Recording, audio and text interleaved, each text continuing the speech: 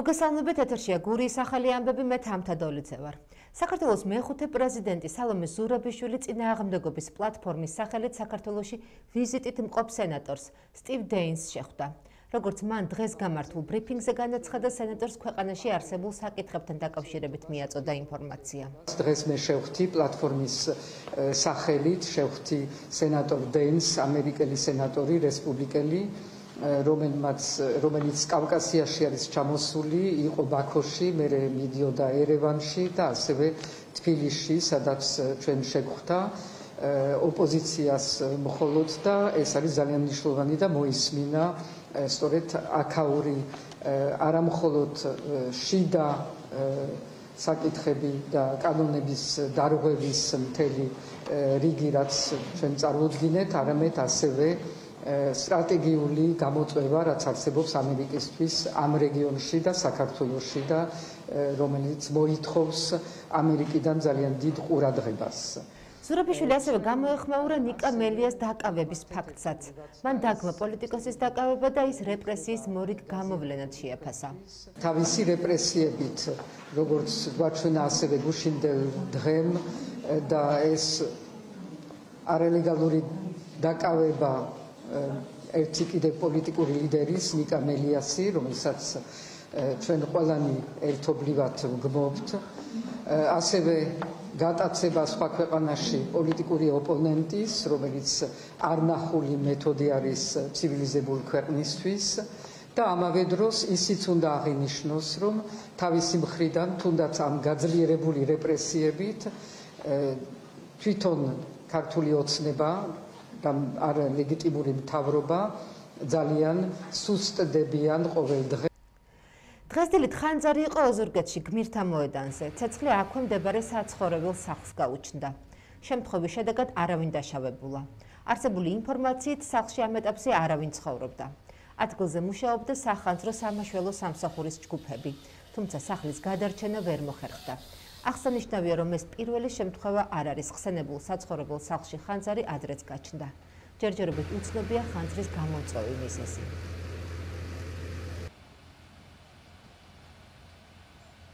გურიის მხარეში სახელმწიფო რწმუნებული გიორგი ღურჯუმელიძე ადგილობრივ ხელისუფლებასთან ერთად მიმდინარე ინფრასტრუქტურულ პროექტებს გაეცნო.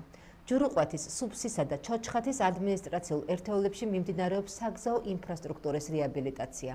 სამუშაოები ხორციელდება რეგიონებში განსახორციელებელი პროექტების ფონდისა და ლანჩხუთის მუნიციპალიტეტის მერიის თანამონაწილეობით. პროექტების საერთო ღირებულება შეადგენს 4.816.953 ლარს. ლანჩხუთის მუნიციპალიტეტში ადგილობრივი თვითმმართველობის წარმომადგენლებთან ერთად დავათვალიერეთ საქართველოს რეგიონებში განსახორციელებელი პროექტების ფონდისა და ადგილობრივი ბიუჯეტის თანადაფინანსებით მიმდინარე საგზაო სამუშაოები. დაფინანსების ფარგლებში განხორციელდება 12 კილომეტრამდე გზის რეაბილიტაცია, რომლის ჯამური ღირებულება 5 მილიონ ლარს აჭარბებს. დავათვალიერეთ მიმდინარე საგზაო ინფრასტრუქტურის სამუშაოები, რომელიც რეგიონში განსახორციელებელი პროექტების ფონდიდან და ადგილობრივი თვითმმართველობის ბიუჯეტიდან ფინანსდება. პროექტი ჯამური ღირებულება 5 მილიონი ლარია, ჯამში იგება 12 კილომეტრი გზა. მუნიციპალიტეტი ასევე აქტიურად აგრძელებს მუშაობას, რათა კიდევ უფრო მეტ სოფელში და ქალაქის სხვადასხვა უბნებში უფრო მეტი გზა იყოს მოწესრიგებული. მე მინდა მადლობა გადავუხადო ჩვენი მუნიციპალიტეტის სახელით ყველას ჩვენი მუნიციპალიტეტის მხარდაჭერისათვის. ახლა კი ჩვენს ეთერში სტუდიის სტუმრის დრო არის. ჩვენი დღევანდელი გადაცემის სტუმარი გახლავთ დავით მამალაძე, ლეიბორისტული პარტიის ადგილობრივი ლიდერი და მასთან ვსაუბრობთ ბოლო დღეების აქტუალურ მოვლენებზე, როგორც იცით, გუშინ დააკავეს ნიკა მელია, რამდენიმე დღის უკან იყო ზურაბ ჯაფარიძის დაპატიმრებაც და ზოგადად საგამოძიებო კომისიის შემდეგ პოლიტიკოსების ქმედებები, მათი გადაწყვეტილებები და უკვე ეს დაპატიმრებების სერია იქნება ჩვენი განხილვის თემა დღევანდელ ინტერვიუში. ბატონო დავით, მოგესალმებით და მადლობა, რომ დღეს ჩვენი ეთერის სტუმარი ხართ.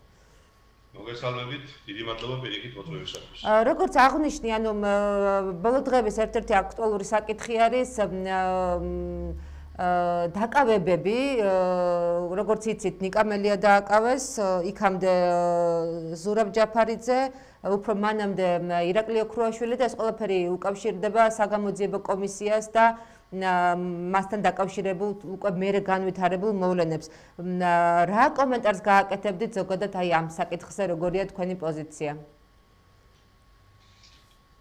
ზოგადად მინდა გითხრათ რომ ეხლა ხელისუფლება ისე არის საერთაშორისო იზოლაციაში მოქცეული, რომ საერთაშორისო პარტნიორები არ ცნობენ ლეგიტიმურად, აღარც რუსეთი ცნობს მაგათ ლეგიტიმურად, ვიდრე არანაირი პოლიტიკური და დიპლომატიური ურთიერთობა რუსეთთან არ არსებობს მაგათი და აგონიაშია მოსულთა პოლიტიკური ოპერანტებზე ზეწოლით და ძალადობით ცდილობს თავი გადაერჩინოს, მაგრამ ისტორიას თუ გადავხედავთ ისტორიულ უახლოეს ჩვენ წარსულს, არც ერთ ასეთ დიქტატურას ბოლო არ აქვს დადებითი და კარგი სამწუხაროდ თუ საბედნიეროდ. ხელისუფლების შეცვლა უკვე რეალობად იქცა, რაც შეეხება ახლა ოპოზიციური ლიდერების დაპატიმრებას. კიდევ ერთხელ ვამბობ, რომ 4 წლის წინ ცოტა სხვანაირად რომ მოქცეულიყო ეს ლიდერები და არ გახკიდებოდნენ ამ შარლ მიშელის დოკუმენტაციას და არ გაეправებიათ ივანიშვილის არალეგიტიმური გაყალბებული პარლამენტი, ეს უფრო უმტკივნეულო იქნებოდა ამ ხელისუფლების შეცვლა და ეხლა ყველა ვინც რასაც დათესავს იმას იმის ბოლოში. ეს არის პოლიტიკური დევნა, რომელიც გმობ პირადად მე. გასაგებია, თქვენ ახსენეთ საერთაშორისო იზოლაცია. ერთია დამოკიდებულება დასავლეთის ამერიკის შეერთებული შტატების ჩვენი ქვეყნის და აქ მიმდინარე პროცესების მიმართ და მეორეა თავად პოლიტიკოსების, ოპოზიციონერი პოლიტიკოსების ქმედებები. მათ შორის ლეიბორისტული პარტიის და სხვა ოპოზიციური ლიდერების და მათი წევრების. როგორ შეაფასებთ, რამდენად სწორად ვითარდება ქმედებები ოპოზიციური ფლანგის მიერ? ანუ ჩვენ უკვე გვახსოვს ძალიან ბევრი რაღაცნაირად წარუმატებელი გაერთიანება სხვადასხვა ქოლგის ან სხვადასხვა მოსაზრებების და გადაწყვეტილების ირგვლივ ოპოზიციური სპექტრის და ამ პირობებში როგორ გგონიათ, როგორ უნდა იმოქმედოს ზოგადად მთლიანად ოპოზიციურმა სპექტრმა და რა იქნება რაღაცნაირად ეფექტური ნაბიჯი ამ მიმართულებით? რომელ წარუმატებელ გაერთიანებას გაქვთ საუბარი? თუ პანჩატურს გულისხმობს, ის იყო ყველაზე წარმატებული პრაქტიკულად რეჟიმი მოქცეული იყო კუთხეში და რომანა გამყიდველი ვაი ოპოზიციონერები და შარლ მიშელის, ასევე კორუმპირებული შარლ მიშელის მიერ ხელმოწერილი დოკუმენტი ეს ხელისუფლება დიდი ხნის უკან დამთავრდებოდა.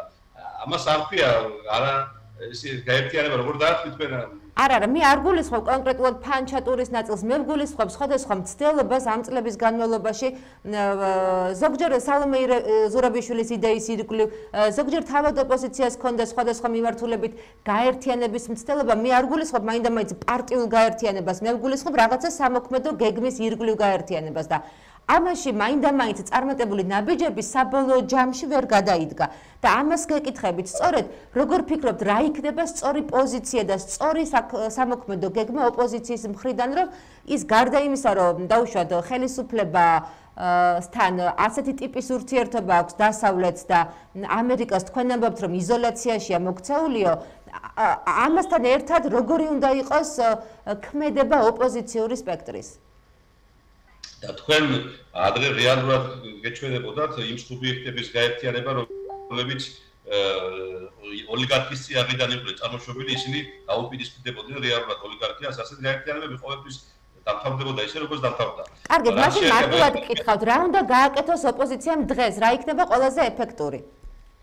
ჩვენ უკვე გავაკეთეთ ის, რომ ხელისუფლება შეცვლის სტადიაშია. ლეიბორისტულმა პარტიამ თავისი სანქციებით თავისი სოფლიო საერთაშორისო ორგანიზაცია ამერიკის შეერთებული შტატები პირდაპირ ამხედრა ოლიგარქიული რეჟიმის წინააღმდეგ. ეს ხელისუფლება შეიძლება რიგარეშე ვადამდელი საპარლამენტო არჩევნები აუცილებლად ჩატარდება, მაგრამ თავარია ახაც შემდეგ აღარ დაუშვას ხალხმა შეცდომა და ისევ იმ გამყიდველ პოლიტიკურ სპექტრს ოპოზიციაშია თუ ხელისუფლებაშია არ დაუჭიროს ხარ და ერთი ოლიგარქი არ ჩაანაცვლოს კიდევ სხვა ვინმე ბანკირითა და სხვა ვინმე უბედურებით, რომელიც რიგში არიან აი ამ პოლიტიკაში.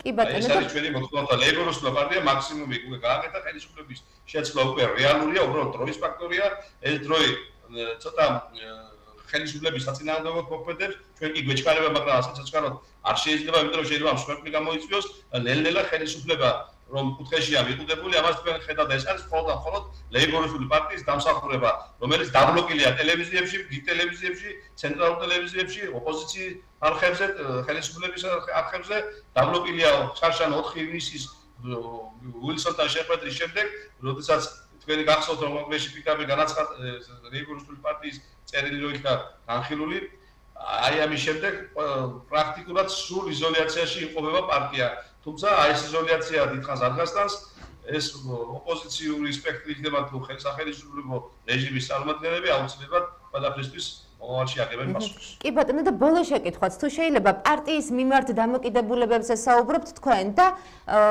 ამ ჭრილში საინტერესოა პარტიის დამოკიდებულება არჩევნების მიმართ თქვენ ახსენეთ რიგგარეშე საპარლამენტო არჩევნების მოლოდინი თუმცა ოფიციალურად ჩანიშნული ამ ეტაპზე რაც გვაქვს არის ადგილობრივი თვითმმართველობის არჩევნები აპირებთ თუ არა მონაწილეობის მიღებას და თუ არ აპირებთ და ბოიკოტს უცხადებთ რას ეტყოდით თქვენს ელექტორატს როგორ ჯობია და როგორ არის უმჯობესი რომ მოიქცნენ ისინი.